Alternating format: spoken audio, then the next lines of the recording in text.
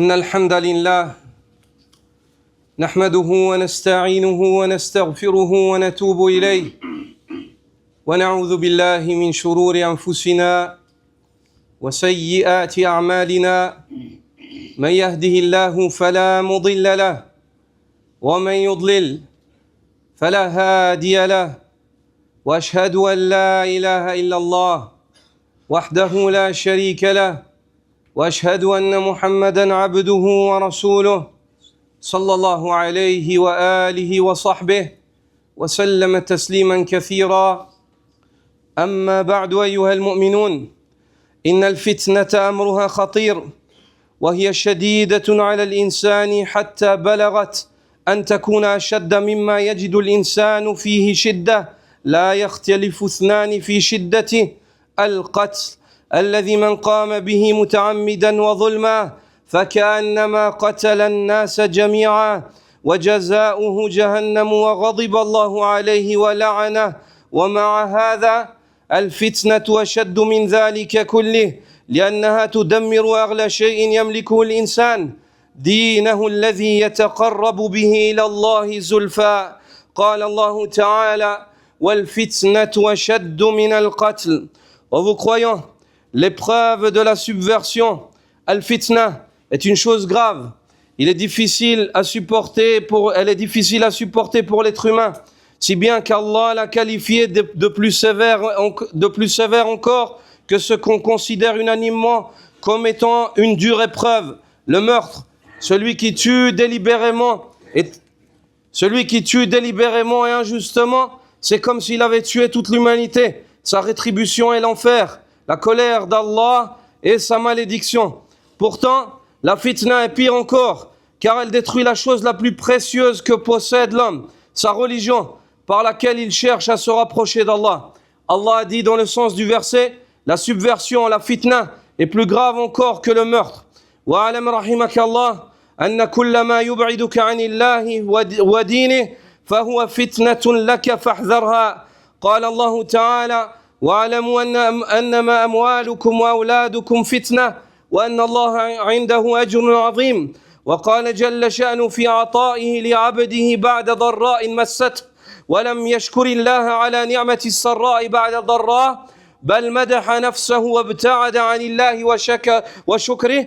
قال الله تعالى فإذا مس الإنسان ضر دعانا ثم إذا خولناه نعمة منا قال إنما أوتيته على علم بل هي فتنة ولكن أكثرهم لا يعلمون. Et sache qu'Allah te fasse miséricorde, que toute chose qui t'éloigne d'Allah et de sa religion est une tentation subversive, fitna pour toi. Alors prends-y garde et ne te laisse pas détourner. Allah exalté soit-il a dit, et sachez que vos biens et vos enfants sont une tentation pour vous et qu'auprès d'Allah se trouve une énorme récompense. Et il dit également à propos de ces bienfaits octroyés à l'homme après une période d'épreuve, lorsque ce dernier ne remercie pas Allah pour les bienfaits qu'il fit succéder à l'adversité, mais en opposé à cela, l'homme s'en va s'attribuer le mérite à lui-même et s'éloigne d'Allah et de sa reconnaissance. Allah Azza wa Jal dit à ce sujet dans le sens du verset, quand un malheur atteint l'homme, il nous invoque. Puis lorsque nous lui accordons une grâce venant de nous, il dit je ne l'ai reçu qu'en raison d'un savoir que je possède. C'est plutôt là une fitna, une tentation subversive. Mais la plupart d'entre eux ne savent pas. عباد الله لخطورة الفتنة اقتضت رحمة الله أن يبين لكم من هو أرحم بكم من أمهاتكم مراحل السقوط في الفتنة حتى تتجنبوا الوقوع فيها. قال الله تعالى ولكنكم فتنتم أنفسكم وتربصتم وارتبتم وغرتكم الأماني حتى جاء أمر الله وغركم بالله الغرور. هذه هي مراحل السقوط في الفتنة كما بينها الله في هذه الآية. إذا وجدت نفسك في إحدى هذه المراحل فبادر بالنجاة بنفسك قبل أن يفوت الأوان. Aux serviteurs d'Allah, face à la gravité de la fitna, la miséricorde d'Allah, lui qui est plus miséricordieux envers vous que vos propres mères, implique qu'il vous expose les étapes de la chute dans la tentation de la fitna, afin que vous les évitiez. Allah dit dans le sens du verset, mais vous vous êtes éprouvés vous-même par des tentations subversives. Vous avez attendu, vous avez douté, les faux espoirs vous ont trompé jusqu'au jour où l'arrêt d'Allah arriva, la mort, étant trompé par l'infâme séducteur, le démon, au sujet d'Allah. Voici donc les étapes de la chute dans la tentation subversive, évoquées en détail dans le sens de ce noble verset. Si tu te retrouves dans l'une de ces étapes, sauve-toi vite avant qu'il ne soit trop tard. فالمرحلة الأولى فتنتم أنفسكم أي أوضعت نفسك في وسط الفتنة بكامل إرادتك سواء كانت علاقة محرمة أو مالا مشبوها أو ظلما أو نظرة تغضب الله أنت من اتخذ الخطوة الأولى ففتنت نفسك. Et la première de ces étapes aux serviteurs d'Allah, dans la parole d'Allah Azza wa Jal, dans le sens du verset, mais vous vous êtes éprouvés vous-même par des tentations subversives. Tu t'es mis volontairement dans un contexte de tentation, fitna, que ce soit une relation interdite, de l'argent douteux, une injustice, un regard illicite. C'est toi qui as fait le premier pas. Tu t'y es exposé toi-même de ton propre gré. والمرحلة الثانية تربصتم أي أجلت التوبة ولم تقف مع الإيمان وأهله وربما قررت أن تقول سأفعل ذلك لاحقا مثل من يشعر بالضيق من رائحة الدخان في البداية ولكنه يعتاد عليها فيصبح الذنب أمرا عاديا في حياته وطال فيه البقاء في الفتنة. قال ابن الجوزي رحمة الله تعالى عليه أعظم المعاقبة أن لا يحس المعاقب بالعقوبة وأشد من ذلك أن يقع السرور بما هو عقوبة كالفرح بالمال الحرام والتمكن في من الذنوب ومن هذه حاله لا يفوز بطاعة. La seconde étape aux serviteurs d'Allah, dans le sens de la parole d'Allah, vous avez attendu, tu as repoussé le repentir, tu ne t'es pas tenu fidèle à la foi et tu ne t'es pas tenu avec ses partisans. Tu as dit, je me repentirai plus tard. Comme celui qui au début est dérangé par l'odeur de la cigarette, puis finit par s'y accoutumer, s'y habituer. Ainsi le péché devient ordinaire dans sa vie. Ça devient normal pour lui. Ça devient normal de ne pas être avec les croyants, de ne pas être fidèle à la foi.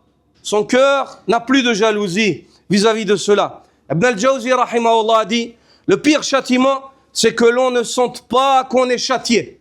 Le pire châtiment, c'est que l'on ne sente pas qu'on est châtié. Pire encore que cela, ressentir de la joie pour ce qui est en réalité un châtiment.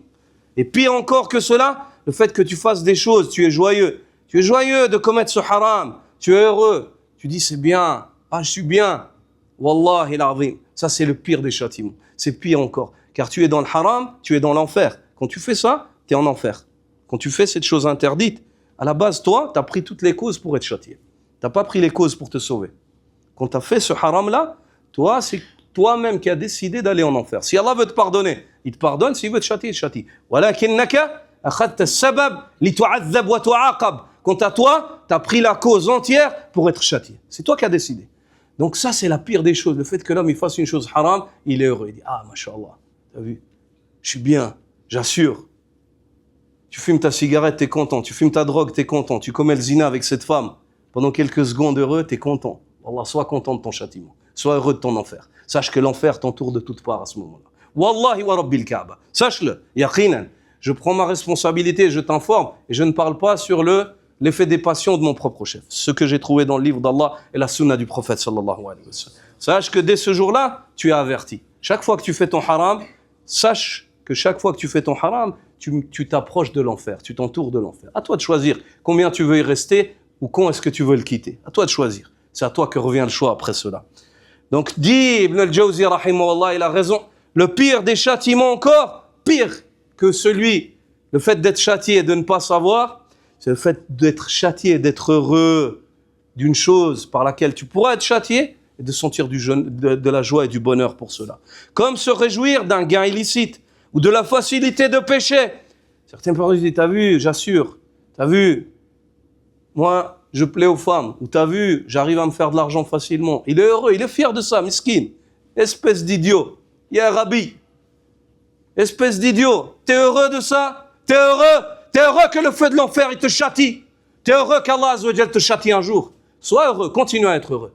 Tu joues avec ta religion, tu joues avec ton iman. Abruti, tu joues avec ton iman. Toub ila Allah Azza wa Jal.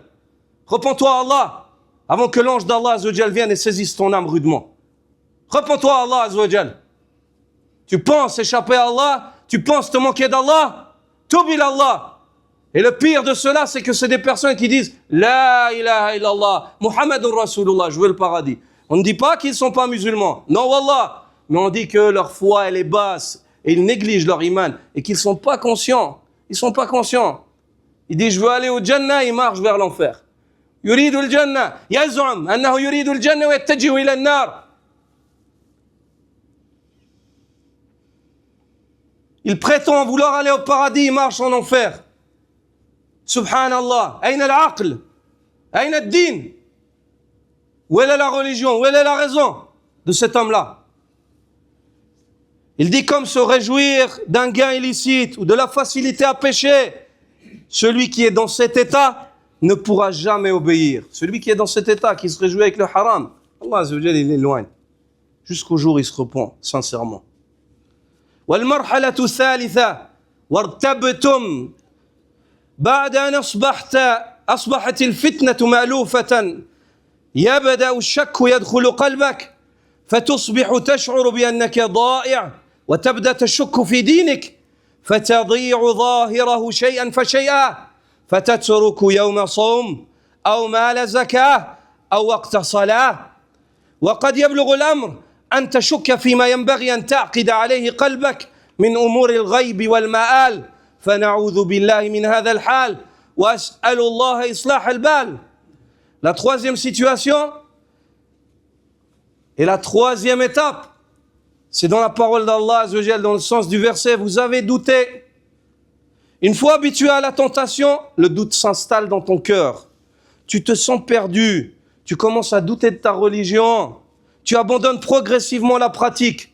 Un jour de jeûne oublié, une aumône non donnée, une prière négligée. Tu pourrais même finir par douter des fondements de la foi, comme la foi dans l'au-delà.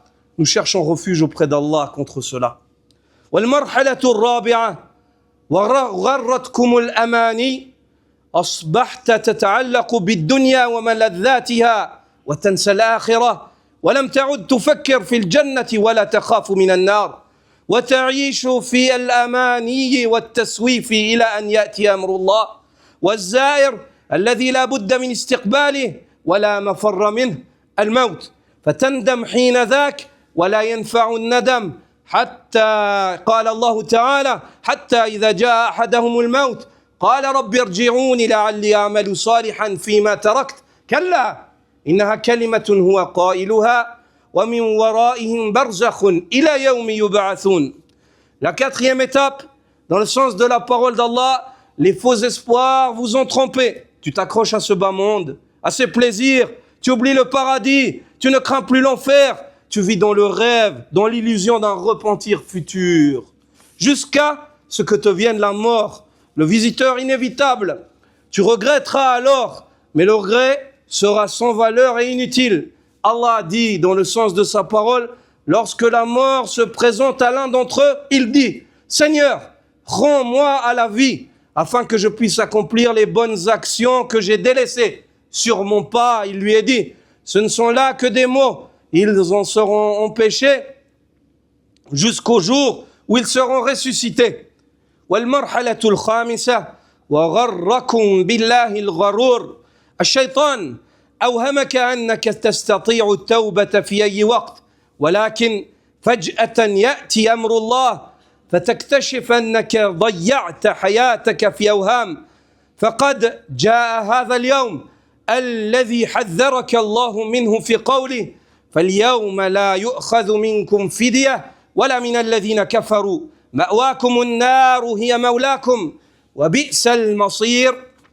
La cinquième étape, dans le sens de la parole d'Allah, étant trompé par l'infâme séducteur au sujet d'Allah, le diable. Le diable t'a fait croire que tu pourrais te repentir quand tu veux, mais soudain, le décret d'Allah arrive, la mort, et tu découvres que tu as perdu ta vie dans des illusions. Le jour redouté est là, celui dont Allah t'a averti dans le verset suivant de la même sourate Al-Hadid, dans sa parole, le sens de celle-ci, il ne vous sera pas permis aujourd'hui de vous racheter, pas plus qu'à ceux qui ont ouvertement rejeté la foi. Vous êtes au contraire voués au feu de l'enfer, lieu qui vous convient le mieux, lieu qui vous convient le mieux, et quelle infâme demeure. لماذا يذكر الله هذه المراحل لكي لا نتهاون بهذا الأمر ويقول الواحد منا أنا قوي لن أقع في الفتنة، أو يقول الآخر أنا بعيد عن الله قليلا وسأرجع لاحقا إن شاء الله. فاعلم أنك لست تملك قلبك، فلذلك جاء عن النبي صلى الله عليه وسلم أنه كان يكثر فيقول يا مقلب القلوب ثبت قلبي على دينك. ومن تأخر عن الهدى غرق في بحار الضلالات، فالموضوع ليس بهين، فلا تأمن مكر الله يا عبد الله، والله تعالى يقول أفأمنوا مكر الله فلا يأمن مكر الله إلا القوم الخاسرون. Pourquoi Allah mentionne-t-il ces étapes donc? Afin que nous ne nous mentions pas à nous-mêmes, et surtout que personne ne dise « je suis fort, je ne tomberai pas dans la tentation », ou alors qu'ils se disent « je suis un peu éloigné d'Allah, mais je reviendrai plus tard, Inch'Allah ». Sache que tu ne détiens pas ton cœur. Le prophète sallallahu alayhi wa sallam multipliait cette invocation « Ya muqallib al-qulub, thabbit qalbi ala dinik » ô toi qui retourne les cœurs, raffermis mon cœur dans ta religion. Prends garde, car celui qui tarde à suivre la voie de la guidance se noiera dans les océans de l'égarement. L'affaire est sérieuse, et ce n'est de loin pas un jeu. Ne te crois pas à l'abri du stratagème d'Allah qui conduit à son châtiment. Allah dit dans le sens du verset, se sent-il à l'abri du stratagème d'Allah? Seuls les gens perdus se sentent à l'abri de la vengeance divine. Seuls les gens perdus se sentent à l'abri de la vengeance divine. Barakallahu li wa lakum fil Qur'an wa sunnah wa nafa'ani wa iyyakum bima fihi min al-wa'z wal hikmah. أقول ما تسمعون وأستغفر الله لي ولكم ولسائر المسلمين من كل ذنب وخطيئة فاستغفروه يغفر لكم.